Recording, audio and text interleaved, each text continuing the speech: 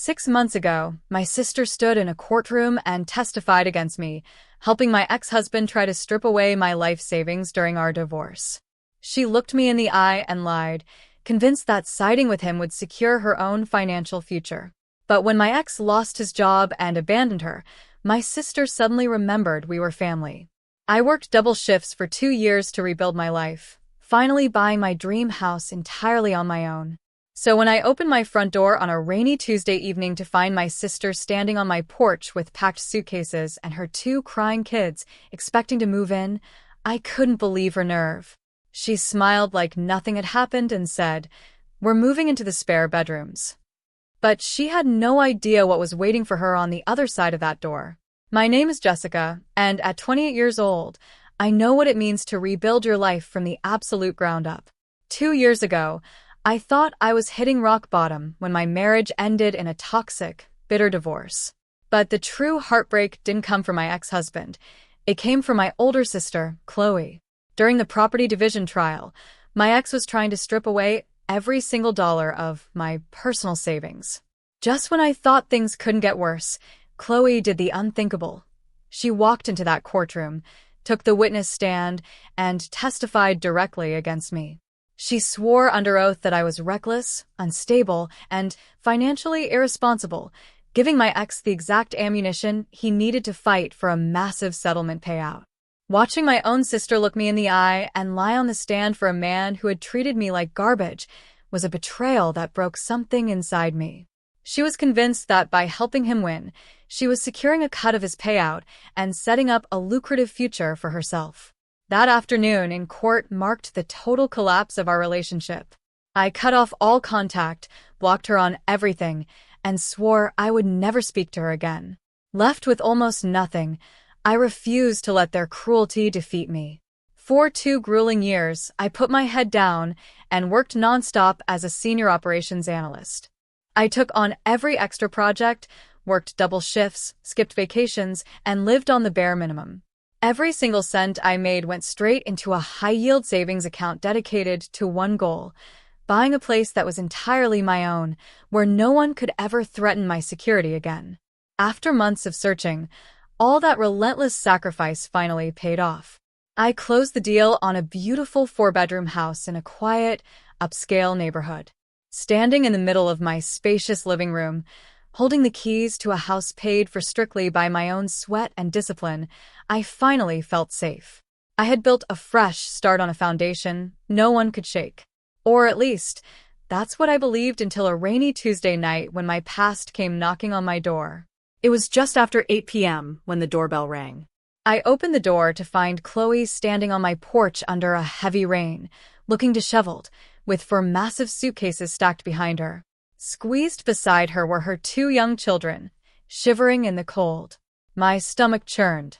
It turned out her grand arrangement with my ex had completely collapsed. He had lost his job, spent what little money he had left, and abandoned her. Having been evicted from her apartment, Chloe simply decided my new home was the answer to her problems. Without an ounce of shame, she offered a tight smile and said, "We're moving into the spare bedrooms." She actually tried to brush past me into the foyer, acting as if her testimony in court had never happened and my house was shared family property. I placed my hand firmly against the doorframe, blocking her path entirely. I told her clearly that she was not stepping foot inside my home. Chloe's expression hardened instantly. She began using her children as emotional shields, loudly accusing me of being heartless and letting my own nieces freeze in the rain over past misunderstandings.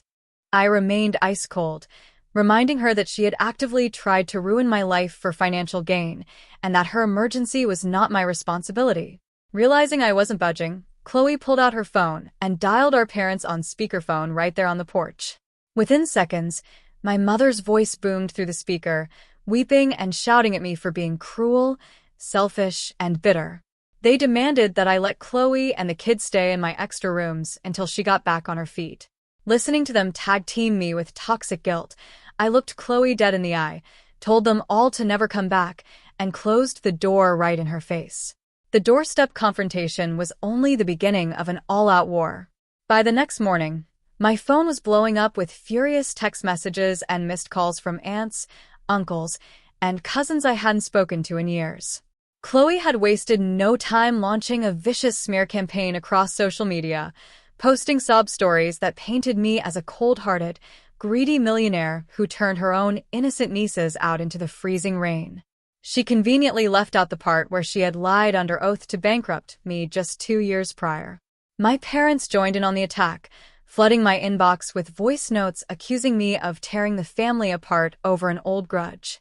Instead of panicking or engaging in their messy drama, I took immediate, calculated steps to protect my safety and peace of mind.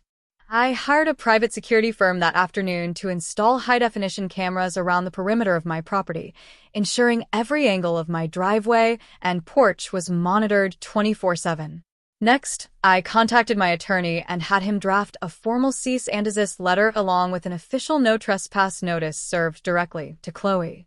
If she so much as set foot on my driveway again, she would be facing immediate legal arrest.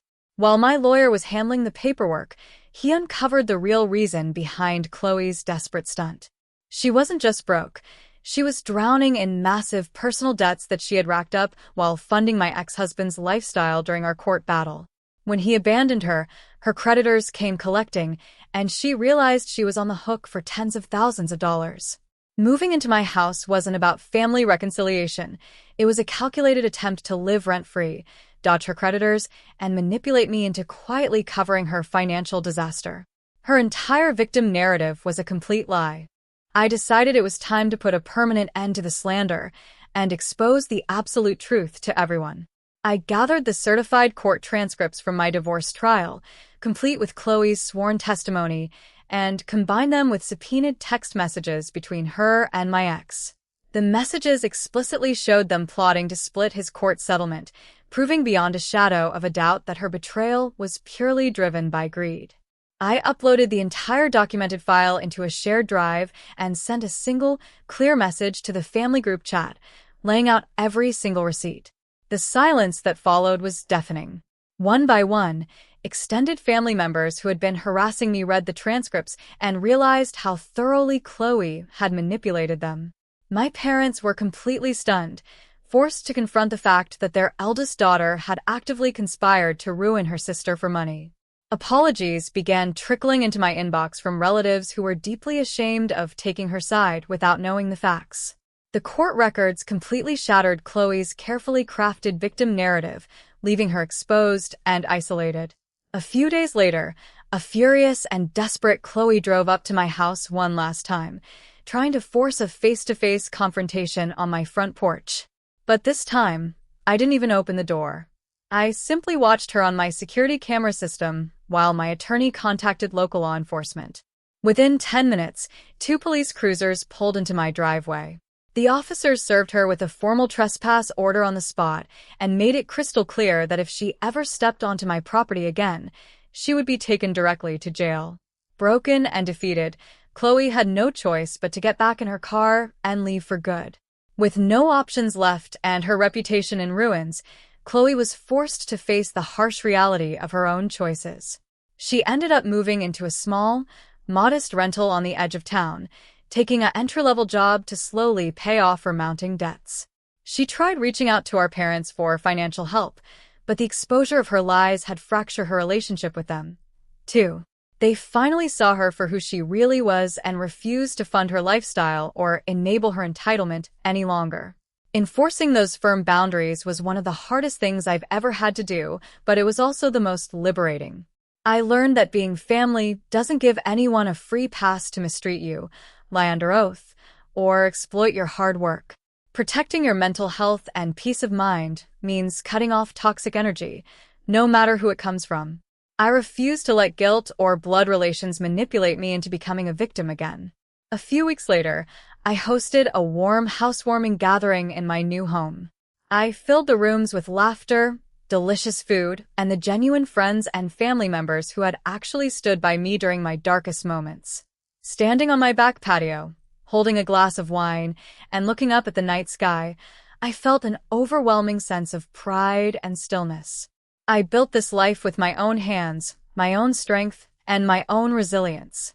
No matter what storms come my way, I know I can stand on my own 2 feet.